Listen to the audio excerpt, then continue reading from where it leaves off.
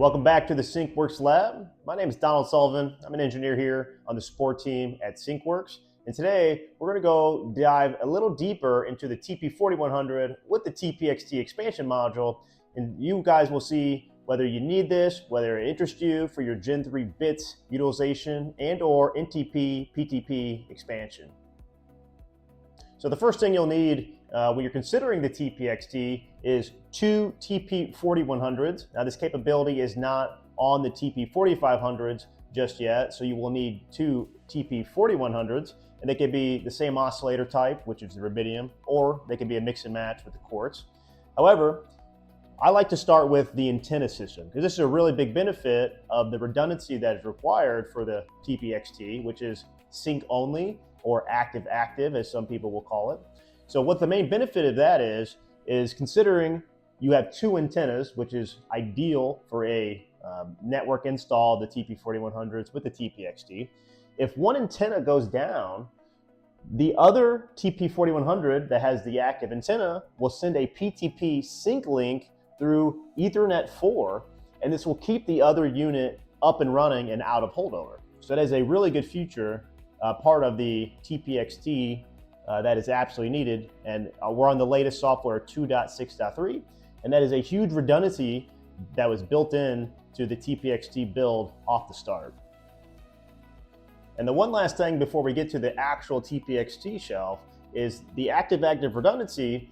You are able to utilize all 8 Ethernet ports. Well, in this case, this is the composite clock T1 expansion. You could have the 10 gig expansions as well.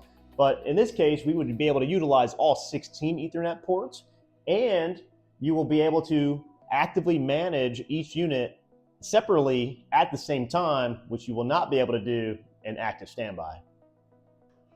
One of my favorite parts of the TPXT is how well engineered it was in the respect of redundancy.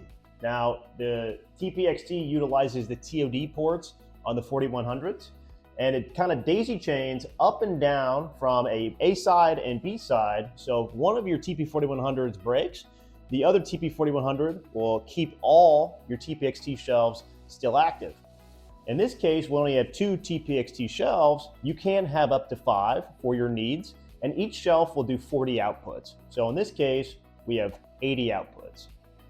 And while we're on the redundancy talk, another set of redundancy besides the antenna and the 2 TP4100s keeping the whole system alive is that these distribution modules that go into the distribution shelf, these are also redundant. So if this B side is broken, or in this case taken out, their distribution module A is doing all 40 outputs on the back, which is another set of redundancy that is engineered into the system.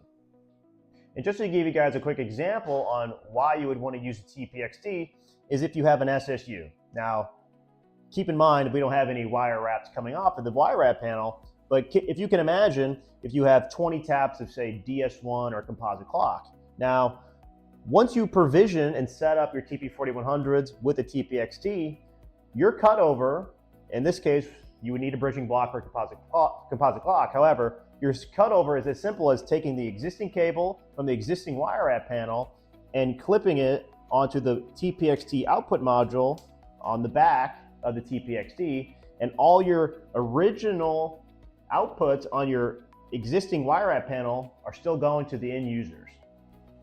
And in another example, you can do the same thing with the TimeHub 5500 with the IDE connector, because the SSU is a SCSI connector, but this is what the IDE connector looks like. This is your TimeHub wire wrap panel, and again, let's imagine wire wraps coming off the panel, and on the back, you would have your connector. You would just take your IDE cable, plug it into an already provisioned TP4100 with a TPXT, and your cutover is complete. And in my last example, if you take a TP1100, which the outputs are wire wrap, you can do the same exact thing with the TPXT with a wire wrap output panel, which I don't have to show you, but they make the same module that has wire wraps, tip, ring, and sleeve, just like the outputs on a TP1100 or other equipment that has tip, ring, and sleeve outputs. And you can cut over to the TP4100s with the TPXT just as easy as the IDE and SCSI connector. And so that was the TP4100 with the TPXT. We discussed the redundancies with the antenna and the PTP link. the engineering behind the redundancies of the distribution modules and the active-active redundancy. And I also showed you some examples of how to cut over from either an SSU, a TimeHub 5500, or a TP1100. So if you guys have any other questions, feel free to reach out at sales@syncworks.com or give us a call at 904-280-1234. And I hope you guys enjoyed the video, and we'll see you in the next.